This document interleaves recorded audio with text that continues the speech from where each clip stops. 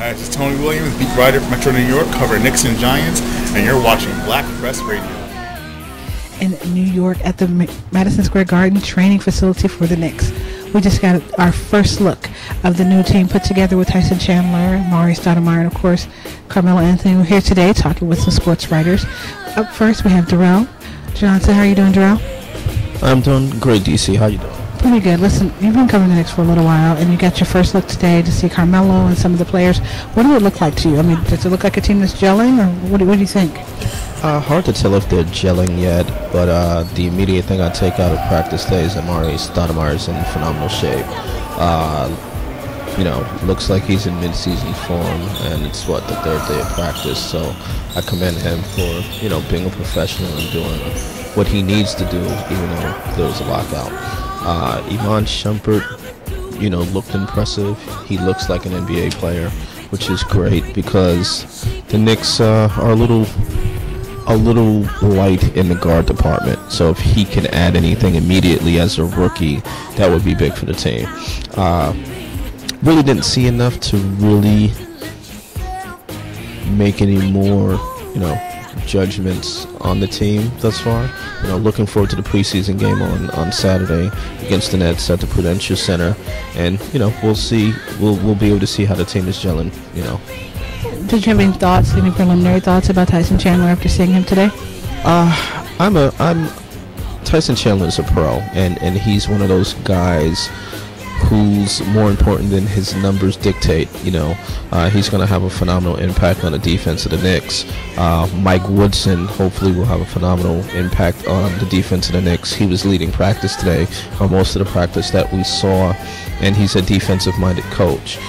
Tyson Chandler is a defensive-minded player, so hopefully he will impose as well and make the Knicks a more defensive-minded team. But I'm looking forward to seeing him play for the team. Derrel, we saw Carmelo Anthony go down and be surrounded a little bit by some of the training coaches and went out for the rest of the practice. Was that preliminary just to make sure he's going to be okay, or what do you think about that? I hope so, but I think it's preliminary. The look on the faces of people didn't seem like it was anything major. If it was a game, he would have been back out there playing, but it's practice, so he was probably back there getting stretched out, getting massaged, whatever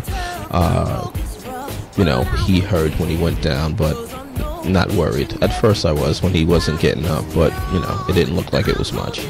Derrel, we've been talking to Derrel. Of course, you can catch him at blacksportswriters.com, the brand new site that showcases African-American sports journalists from around the country. Thank you so much for talking to us today.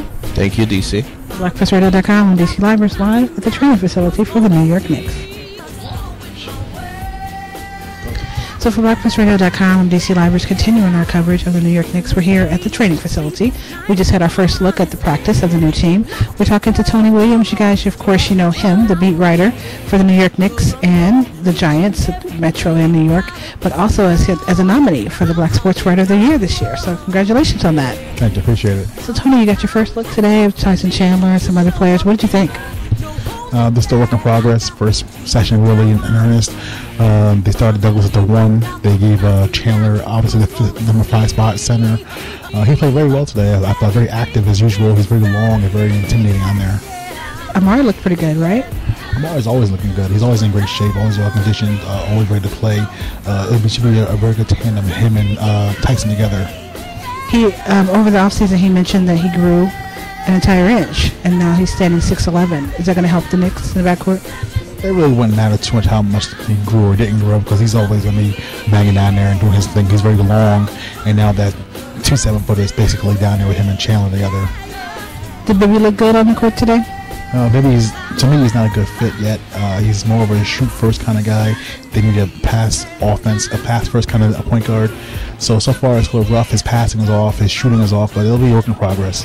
The practice today was led by the defensive coach. What do you think about that? Mike Woodson said that he wasn't the D coordinator, but he's brought here to help fix defense. I mean, he helped fix Joe Johnson on defense in Atlanta, and his job here now is help guys like Melo understand concept defensively. That's his job.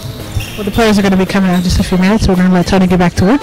So much for you can catch him at blacksportswriters.com, the website, of course, that is showcasing African-American sports writers from around the country, and, of course, sports writer Tony Williams. For blackpressradio.com, I'm DC Livers. Thanks for listening to this podcast. My name is Capri.